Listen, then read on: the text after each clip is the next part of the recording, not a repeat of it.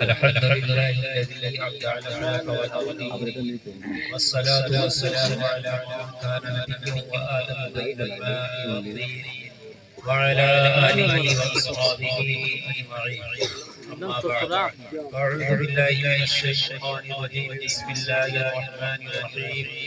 يا أيها الذين آمنوا قوا أنفسكم وأهليكم نارا.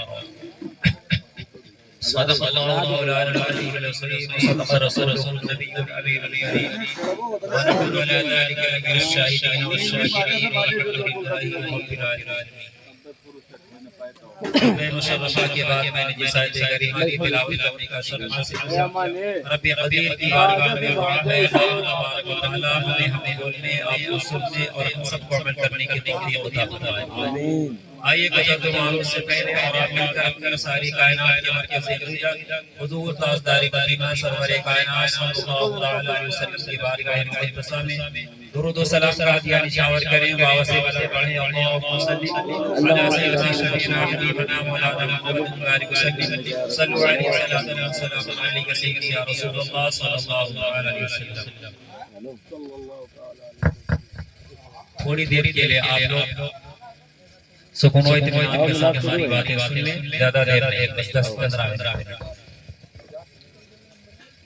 اللہ تبارک و تعالی ارشاد فرماتا ہے یا ایھا الذین آمنوا قوا انفسکم واہلیکم نارا. اے ایمان والو، خود بھی اور اپنے گھر والوں کو جہنم کی آگ سے بچاؤ. سب سے پہلے خود بچو، اس کے بعد اپنے گھر والوں کو جہنم کی آگ سے بچاؤ.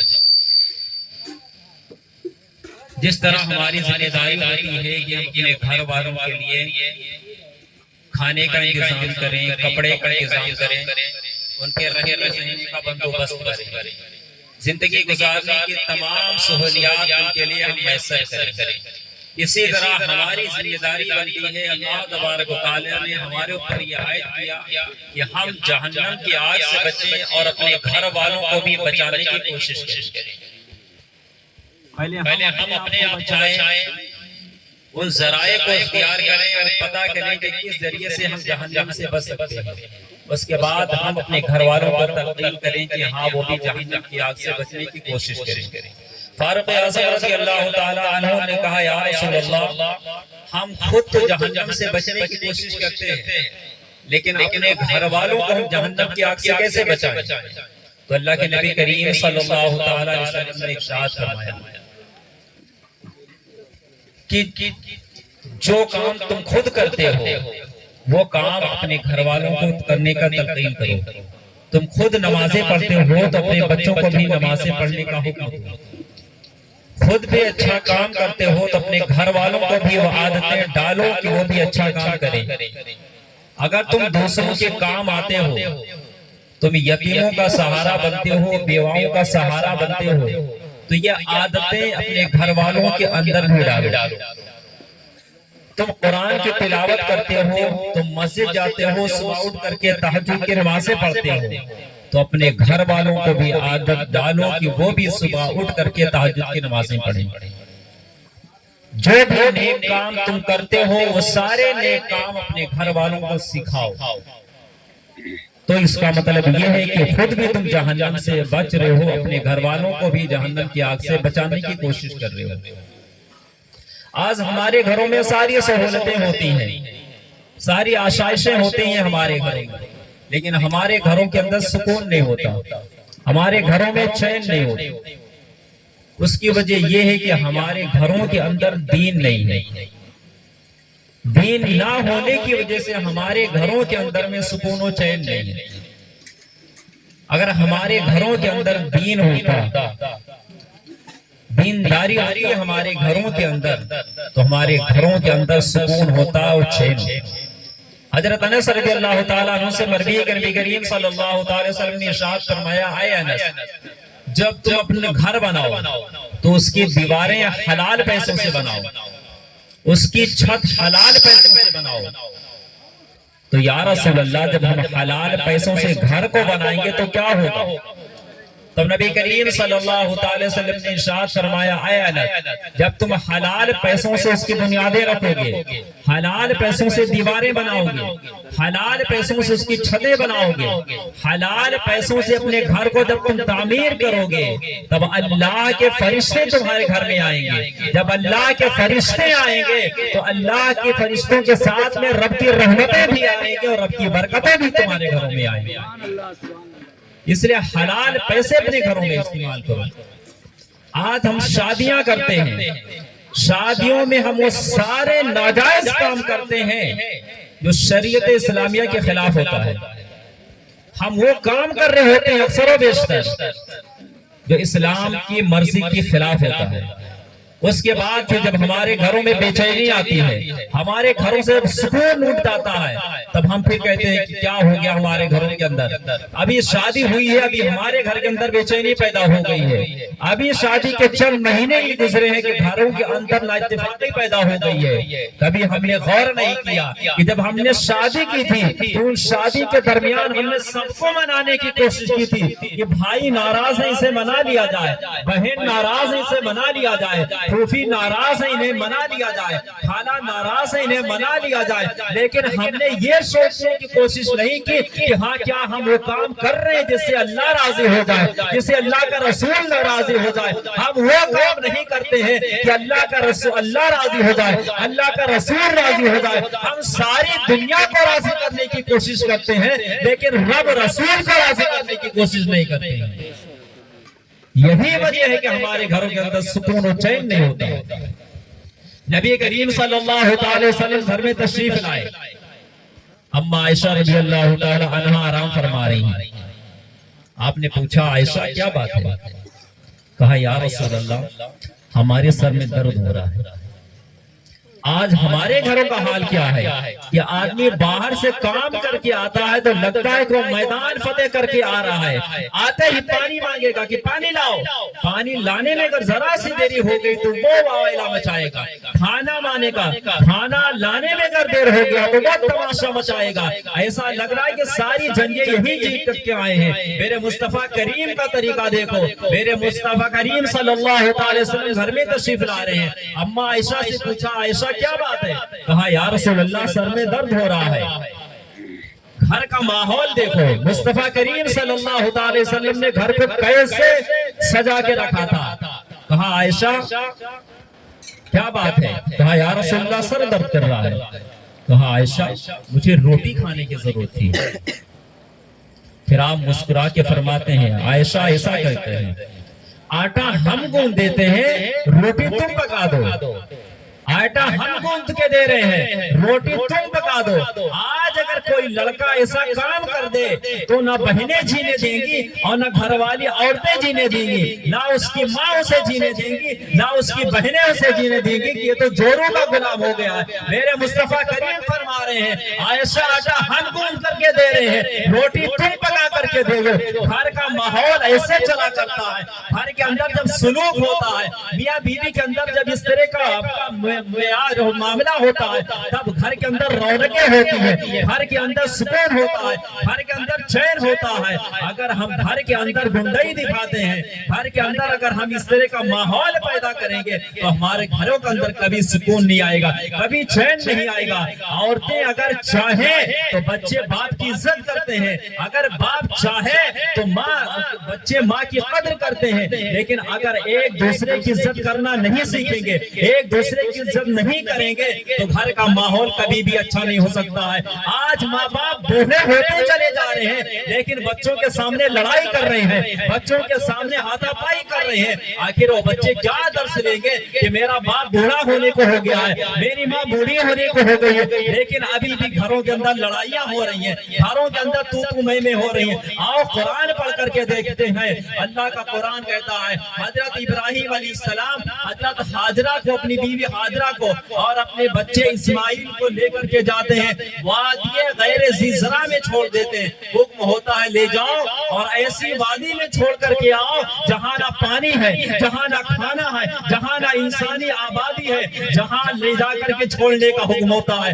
آپ اکیلی عورت ہے، چھوٹا سا بچہ ہے، پانی کا ایک مشکیدہ ہے، چند کھجوریں ہیں، حضرت ابراہیم علیہ السلام لے کر کے جاتے ہیں، اپنی بیوی کو چٹیل میدان میں چھوڑتے ہیں، اپنے بچے کو وہاں چھوڑتے ہیں، پلٹ کر کے 13 سال واپس نہیں آتے ہیں، 13 سال کی مدت کے بعد واپس آتے ہیں۔ واپس جب آیا تو کہا اے میرے بیٹے، اللہ کا حکم ہوا ہے، میں نے خواب دیکھا کہ میں تجھے ذبح کر رہا ہوں۔ اب اگر ماں چاہتی تو باپ کے خلاف بھڑکا سکتی تھی کہ سب کچھ ہم نے کیا ہے، پرورش ہم نے کیا ہے، پال پوس کر کے ہم نے بڑا کیا ہے، تیرے باپ نے تو کچھ نہیں کیا ہے، تیرا باپ تو تجھے اس وقت چھوڑ کر کے چلا گیا تھا جب تو دودھ پیتا ہوا بچہ تھا، آج 13 سال کے بعد پلٹ کر کے آیا ہے۔ لیکن ماں نے تربیت کی تھی، ماں نے پیغام دیا تھا، ماں نے بچے کی پرورش کر کے بتایا تھا، بیٹا دیکھ تیرا باپ اللہ کا نبی ہے، تیرا باپ اللہ کا پیغمبر ہے۔ جب اللہ کا نبی 13 سال کے بعد پلٹ کر کے آیا،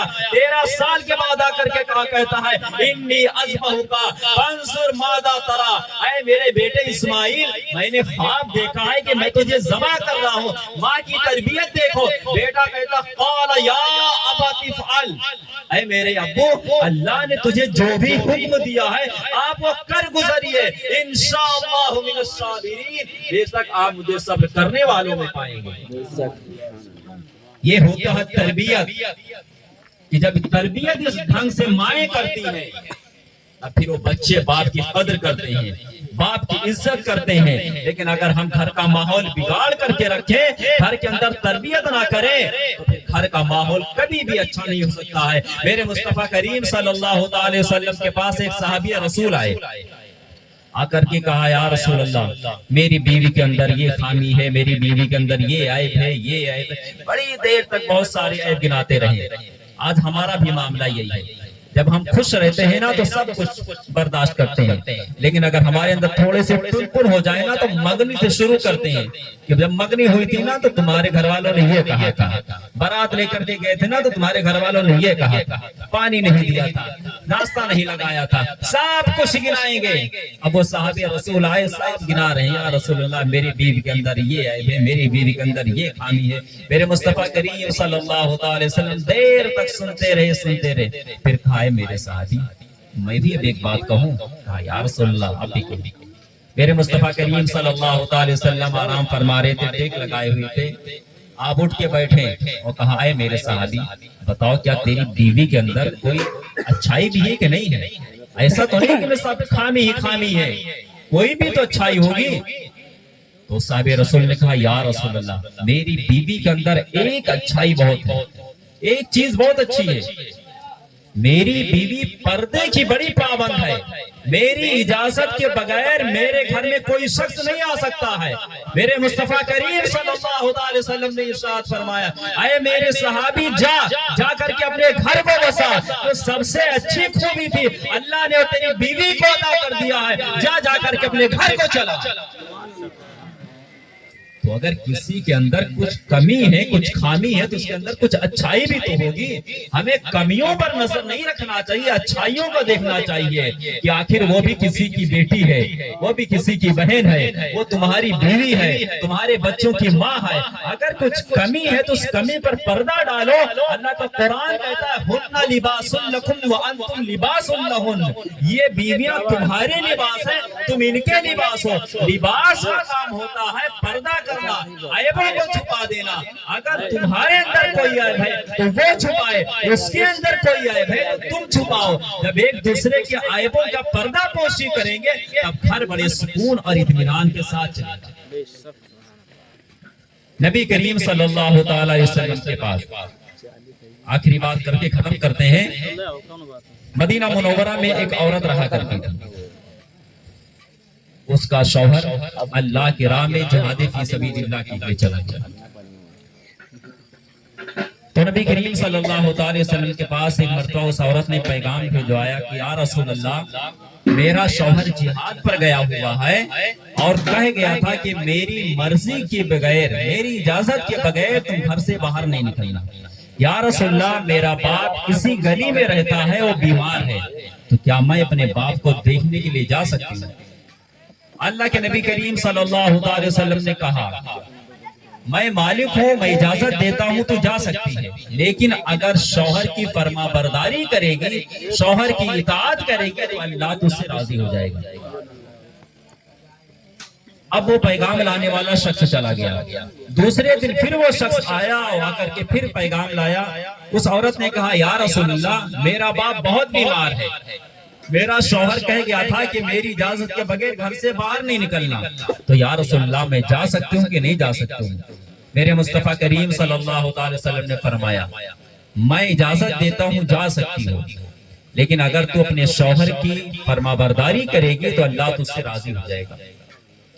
تیسرے دن پھر اس عورت نے پیغام بھجوایا یا رسول اللہ میرا باپ اس دنیا سے چلا گیا، میرا باپ مر گیا، میرے باپ کا انتقال ہو گیا، یا رسول اللہ میں جا سکتی ہوں کہ نہیں جا سکتی ہوں؟ اللہ کے نبی کریم صلی اللہ علیہ وسلم نے فرمایا بات وہی ہے، میں پھر کہتا ہوں میں مالک ہوں، میں مختار ہوں، میں اجازت دے رہا ہوں، تو جا سکتی ہے، لیکن اگر تو اپنے شوہر کی اطاعت کرے گی تو اللہ تجھ سے راضی ہو جائے گا۔ کیا آج کے معاشرے میں بھی کوئی عورت ایسے مل سکتی ہے کہ اگر اسے منع کیا جائے کہ ہاں تو اپنے باپ کے گھر نہیں جانا، اپنے باپ کو دیکھنے کے لیے نہیں جانا، اپنے رشتہ داروں کی یہاں نہیں جانا، تو کیا وہ ماننے کے لیے تیار ہوگی؟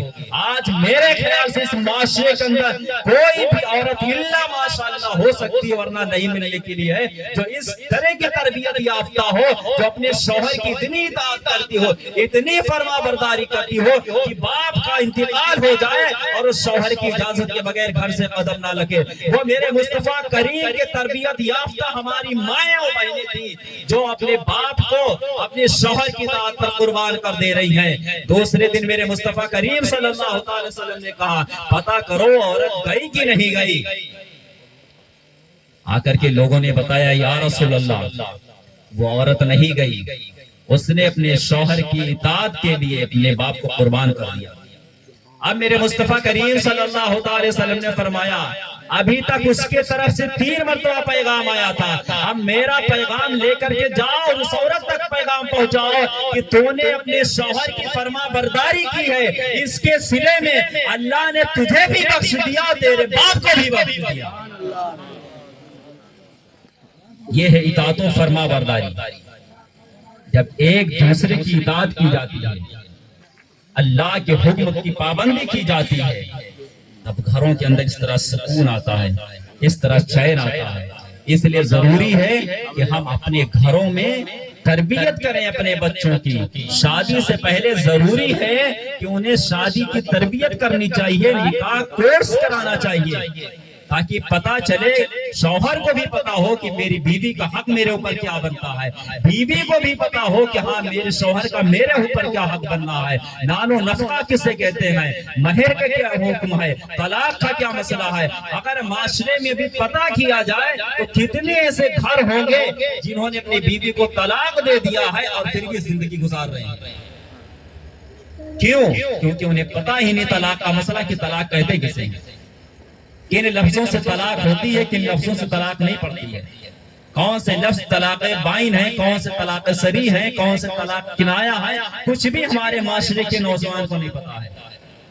حتیٰ کہ کچھ لفظ ایسے ہوتے ہیں کلمات کفریہ ہوتے ہیں جن کے کہنے سے بندہ کافر ہو جاتا ہے، اور جب کافر ہو گیا تو بیوی نکاح سے نکل گئی۔ معاشرے کے اندر کچھ ایسے گانے ہوتے ہیں جن گانوں کے سننے سے بندہ کافر ہو جاتا ہے اور بیوی نکاح سے نکل جاتی ہے۔ گانوں کے سننے سے، وہ گانے گنگنانا تو بہت دور کی بات ہے، اگر گانے سن لیے جائیں تو گانے سننے سے بھی بندہ اسلام سے نکل جاتا ہے۔ جب بندہ اسلام سے نکل گیا تو بیوی بھی نکاح سے نکل گئی، لیکن پھر بھی معاشرے میں لوگ زندگیاں گزار رہے ہیں۔ اس لیے ضروری ہے کہ ہم دین سیکھیں، دین سیکھ کر کے پھر آگے بڑھیں۔ شادی کرنے سے پہلے جس طرح ہم جب شادی کرتے ہیں تو پتہ کرتے ہیں لڑکی کیسی ہے، لڑکا کیسا ہے، لڑکا کیا کرتا ہے، لڑکی کے کیریکٹر کیسے ہے، اس سے پہلے ضروری ہے کہ ہم شادی کورس کریں، نکاح کورس کریں اور یہ جاننے کی کوشش کریں کہ ایک دوسرے کے حقوق کیا ہوتے ہیں، طلاق کیا ہے، مہر کیا ہے، یہ سارے مسئلے سیکھ کر کے پھر شادی کرنی چاہیے تاکہ ہماری زندگی اسلام کے مطابق گزر سکے۔ اللہ تبارک و تعالیٰ کی بارگاہ میں دعا ہے اللہ تبارک و تعالیٰ ہم سب کو قرآن و سنت پر عمل کرنے کی توفیق عطا فرمائے۔ استغفر اللہ ربی من کل ذنب و اتوب الیہ۔ کھڑے ہو جائے، صلاۃ و سلام